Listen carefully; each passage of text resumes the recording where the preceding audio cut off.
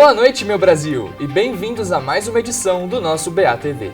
Hoje você vai ver aqui com a gente o perigo do crescimento recente de células neonazistas no Brasil.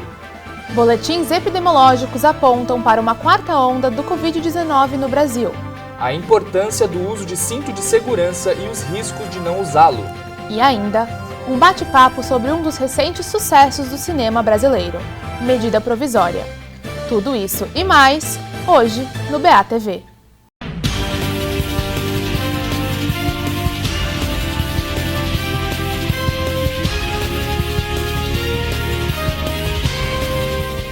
Nesta segunda-feira, dia 17 de maio, o presidente Jair Bolsonaro voltou a afirmar que o armamento para o cidadão de bem seria uma garantia à preservação da democracia. O chefe do executivo ainda afirmou que defende o armamento para o cidadão de bem porque entende a arma de fogo não só como um meio para a segurança pessoal, para as famílias, mas também para a segurança da soberania nacional.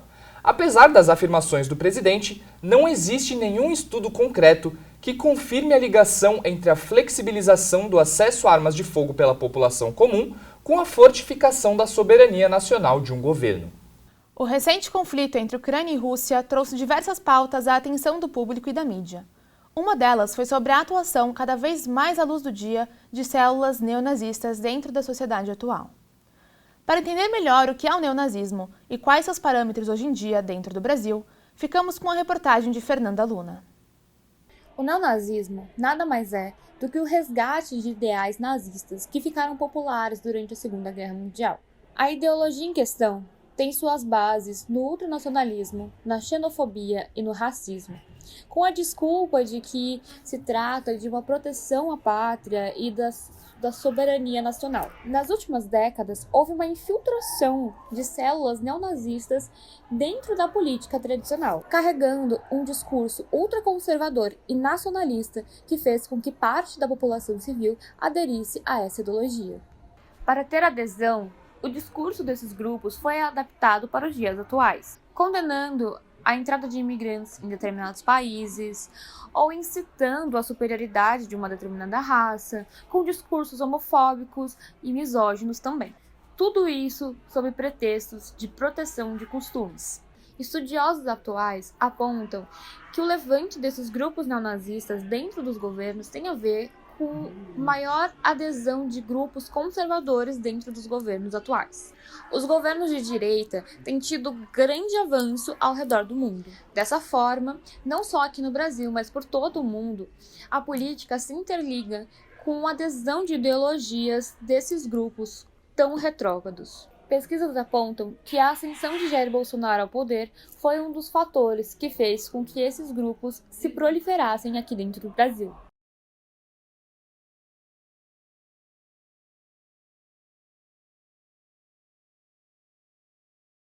Eu acho que se hoje existe uma ascensão dos discursos neonacionalistas, isso se deve ao fato de eles terem conseguido se repaginar no século XXI. É diferente, por exemplo, dos discursos da extrema esquerda, que ainda parecem um discurso muito calcados em paradigmas de muitos anos atrás. Parecem discursos ainda muito anacrônicos, sabe, fora do nosso tempo.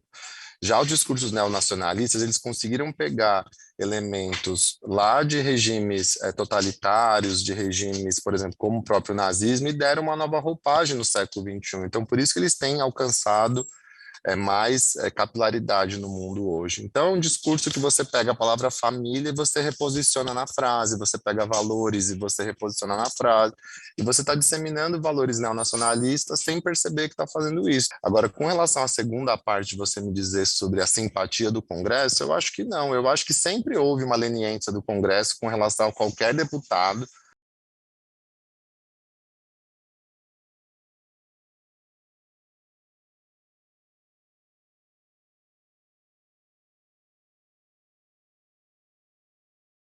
Se você pegar o extrato social a que pertencem os grupos de extrema-direita, via de regra são níveis intelectuais que podem estar em classes A e B, por exemplo. Isso mostra uma articulação melhor desses grupos, né? E as regiões do Brasil que são mais desenvolvidas são o Sul e o Sudeste. Essa acho que é uma primeira coisa. A segunda coisa, o próprio componente da imigração. Você tem uma grande presença de imigração europeia nessas duas regiões. Então você tem um traço aí, acho que histórico, que poderia explicar a permanência de algumas ilhas, diria, de algumas comunidades, não sei, que guardariam esses ideais neonacionalistas, aqui está chamando de neonazistas, né? Então, acho que por essa razão, e no caso do Sul, é a região mais xenofóbica, mais etnocêntrica do Brasil, né? Existe, inclusive, um movimento de separação do Sul, que é até uma piada, né? Agora, a ressurgência de um partido integralista, como nós tivemos na época do Vargas, eu também acho um pouco complicado nessa circunstância, nesse momento que a gente está agora. Eu não sei se um partido integralista ele teria eco no Brasil de maneira geral, né? Então, acho que não. É um achismo, tá?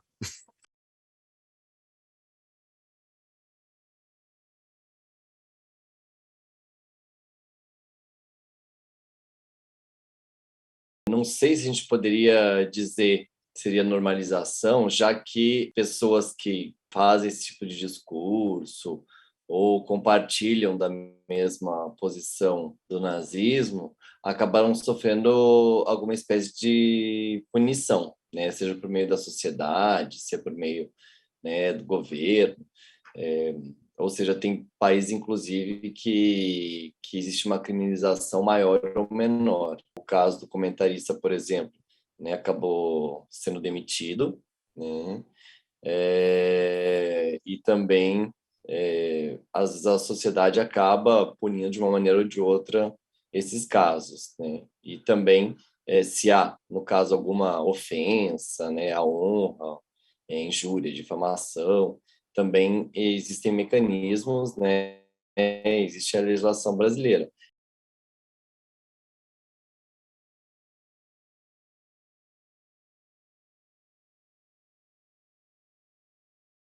A diferença entre o nazismo no Brasil e o nazismo em outros países, é claro que cada cultura vai agir de uma maneira, mas, na verdade, diferenças e algumas semelhanças básicas, né? Ou seja, em geral, de extrema-direita, né, em que perseguições aí que podem caracterizar até, em última instância, um genocídio, né? É o paradoxo de o Brasil, às vezes, né, haver um crescimento, né, desse nazismo, mesmo o Brasil não estando ali entre os países centrais, né, o Brasil ser um país latino, as doutrinas acabam também circulando, né, pelo mundo, e a extrema-direita está presente em vários lugares do mundo, né, inclusive aqui no Brasil. E aí, claro, isso vai ser adaptado de uma maneira talvez diferente, né, em cada país, de acordo com as características locais. Talvez esse paradoxo se explique um pouco pela polarização, né, da política em nível mundial. Então, o crescimento de partidos, né, mais à esquerda e mais à direita, que aí acabam, na extrema-direita, flertando também com o nazismo, né? Não, acho que não é um fenômeno exclusivo do Brasil, né? Isso ocorreu, né, no mundo inteiro, esse crescimento de movimentos de extrema-direita.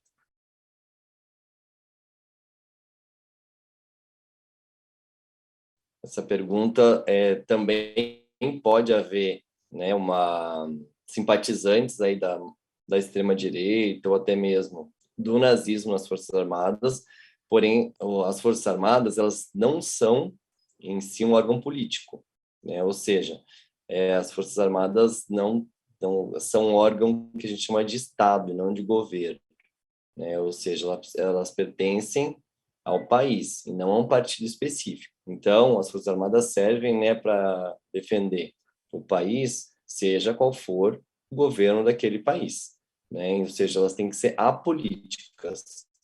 Porém, pode haver, sim, né, dentro das Forças Armadas, apoiadores, né, de uma vertente ideológica ou até de uma vertente política. E, nesse caso, né, caberia também um procedimento disciplinar para avaliar, né, se aquele membro das Forças Armadas cometeu algum crime ou alguma irregularidade ao apoiar uma ideologia, né, e, em último caso, apoiar o nazismo. Com a chegada de uma frente fria intensa na cidade de São Paulo, surge a figura de Júlio Lancelotti para representar o acolhimento em dias frios.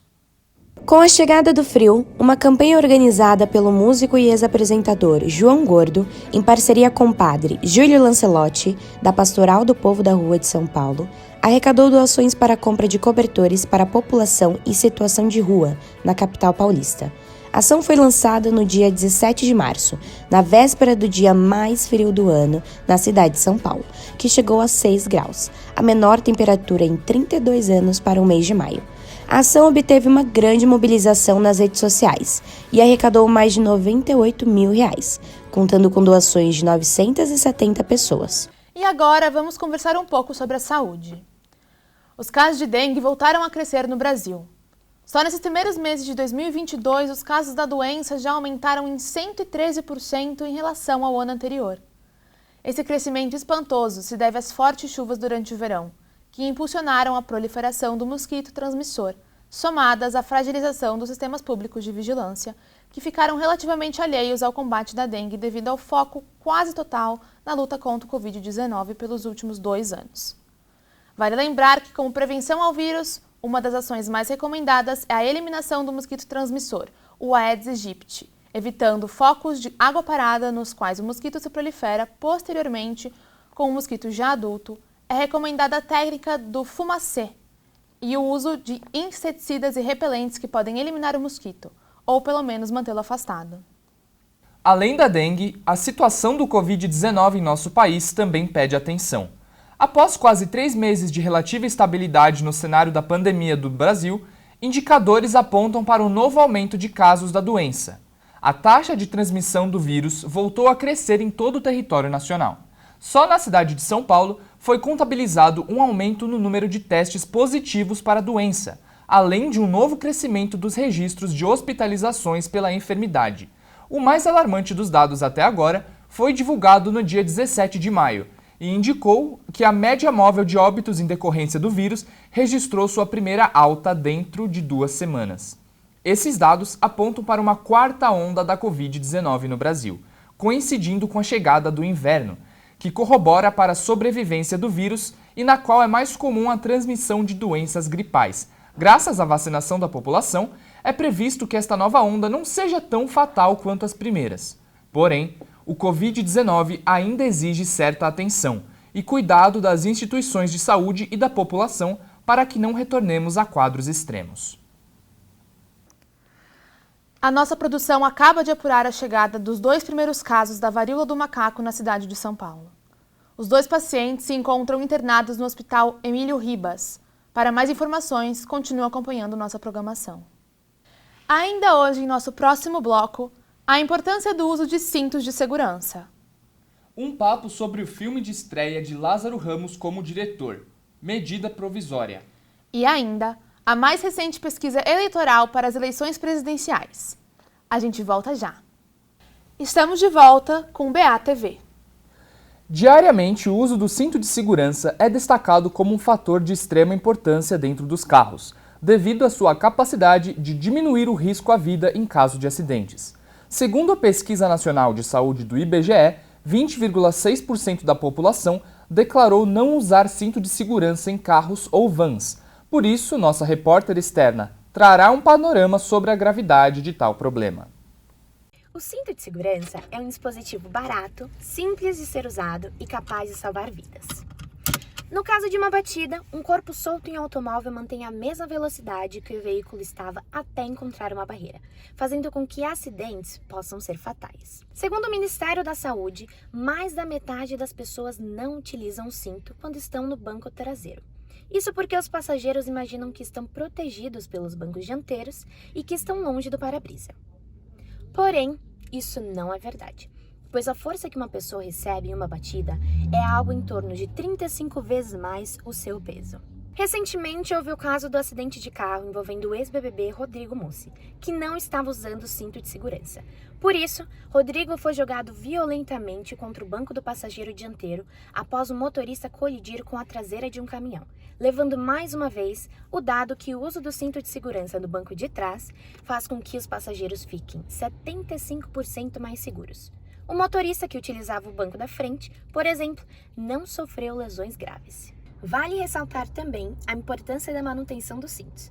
Alguns sinais notáveis são: fivela não se mantém presa ao fecho, dificuldade para desafivelar o cinto do fecho, tecido do cinto apresentando rasgos ou desgastes, e além disso, vale a pena diferenciar dois tipos existentes. O cinto de segurança de 2 pontos, que mantém a proteção à cintura, impedindo que um corpo vá para frente em colisões ou em frenagens bruscas. E o cinto de segurança 3 pontos, que tem disposição em formato de Y e protegem, além da cintura, os ombros, tórax e a bacia.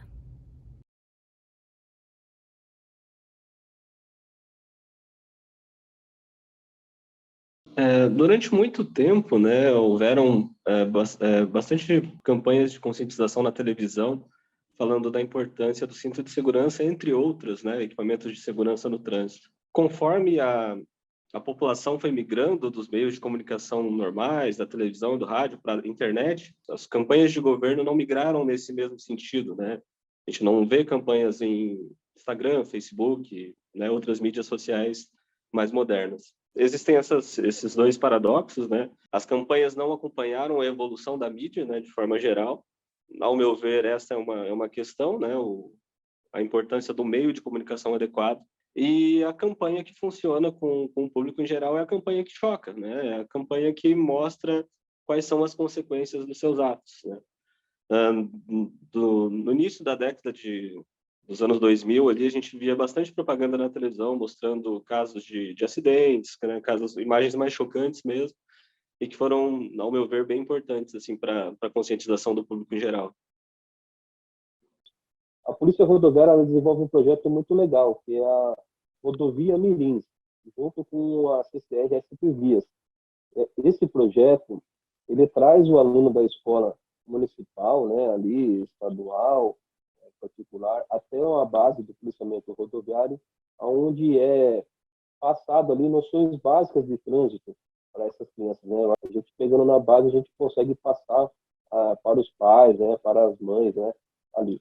Então, ali é feito uma palestra, é feito um teatro com eles, a gente leva eles numa pista mirim, né? A gente tem os carrinhos, a gente monta os sinais, monta as faixas de pedestre, fala da importância do uso de cinto de segurança, e tem o inverso também, a gente faz um trabalho com fantoche, a gente vamos, né, nas escolas, né, e lá na escola a gente desenvolve esse projeto com as crianças, né, educativos de noções básicas de trânsito.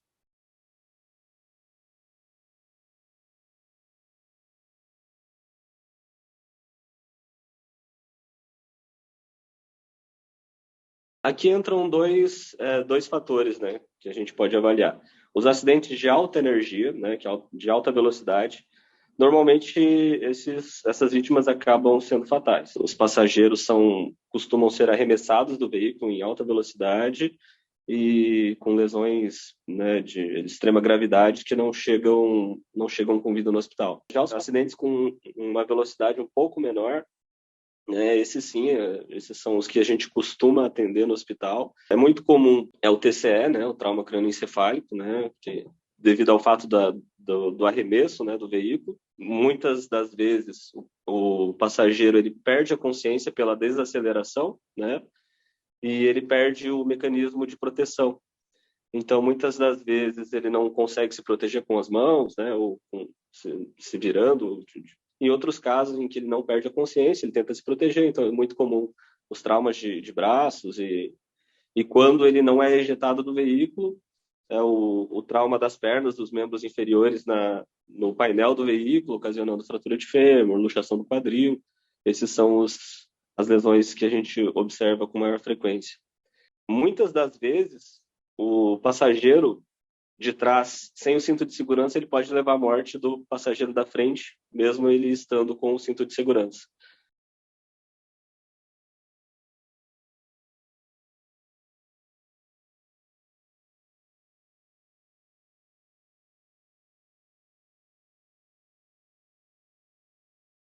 Sobre o acidente do Rodrigo, diariamente há muitos acidentes, principalmente na cidade de São Paulo. A maior dificuldade desses pacientes, né, que acabam entrando em reabilitação é o período de reabilitação. Geralmente esses pacientes têm politraumas, e isso significa Ele tem vários ferimentos, várias fraturas, e o período de recuperação é lenta, dolorosa e demora bastante tempo. Em geral, assim, o TCE é uma das lesões mais frequentes em acidentes e das lesões mais graves, né? O fato igual dele não é tão comum, né? Pelo fato do motorista ter saído ileso e ele com uma lesão mais grave, né? Não uso do cinto repercute muito na questão do ex-BBB, o Rodrigo Mussi, né? Até os telejornais, né, deram bastante ênfase que o motorista do Uber lá dormiu, mas ele também estava sem o cinto e foi arremessado para frente do veículo, né? Então ele teve múltiplas fraturas, ficou na UTI, quase veio a óbito, né? Eu acredito que um pouquinho mais de velocidade ele não teria resistido, teria ido para fora do veículo. Então, você não usar o cinto é impossível numa colisão aí, né, num sinistro de trânsito, você não sair vitimado. O cigarro eletrônico vem se popularizando entre os jovens, que cada vez mais o usam como um substituto do cigarro comum. Porém, da mesma forma que o tradicional tabaco, este vem mostrando seus malefícios à saúde. Agora damos a palavra à nossa repórter Ana Ramos, que vai nos dar mais informações sobre o assunto. Boa noite, Ana! Boa noite, Rodrigo. Boa noite, Carol. Boa noite, telespectador. Recentemente, pesquisadores da Universidade de Duke, nos Estados Unidos, encontraram níveis perigosos de toxinas em substâncias usadas para reproduzir sensação de frescor em cigarros eletrônicos. As substâncias foram encontradas especialmente em sabores como manga ou baunilha. O estudo ainda demonstra que os usuários de cigarro eletrônico estão inalando as substâncias WS3 e WS23 em níveis maiores do que os considerados seguros, podendo causar toxicidade nos órgãos. No corpo, alguns dos principais sintomas são mudança na circulação sanguínea e envenenamento das células. Paulo Correia, coordenador da Comissão de Tabagismo da Sociedade Brasileira de Pneumologia e Tisiologia, diz que o eletrônico tem toxicidade aumentada em relação ao cigarro convencional por causa da forma de produção do aerosol. Agora, em um papo sobre cultura, vamos falar sobre Medida Provisória, o primeiro longa-metragem sob a direção de Lázaro Ramos. O filme se trata de uma distopia na qual o governo brasileiro obriga cidadãos negros a retornarem ao continente africano. A obra foi a segunda maior bilheteria de um filme brasileiro em 2022, faturando R$ 2 milhões em ingressos nas 2 primeiras semanas de exibição. No contexto atual que vivemos, a de desvalorização do cinema nacional e censura governamental, a obra de Lázaro Ramos realizou um grande feito e mostrou a força da produção audiovisual brasileira.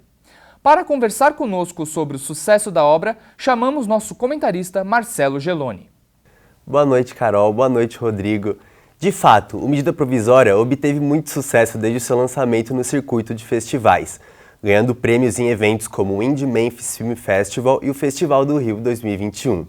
Porém, um dos principais assuntos acerca do filme do Brasil foi o debate sobre ele ter sofrido censura na hora de seu lançamento, uma vez que, apesar de ter sido gravado em 2019 e ter previsão de chegada aos cinemas em 2020, o longa só foi de fato lançado no circuito de cinemas brasileiros em 2022. Sim. De fato, o filme demorou a entrar no circuito de cinemas do Brasil, mas acho que a maioria das pessoas relacionou esse atraso à pandemia da Covid-19, que deixou os processos mais lentos e estagnados. Obviamente a pandemia do Covid-19 teve sua parcela de culpa nisso, mas o principal motivo para a demora foi a chamada censura burocrática.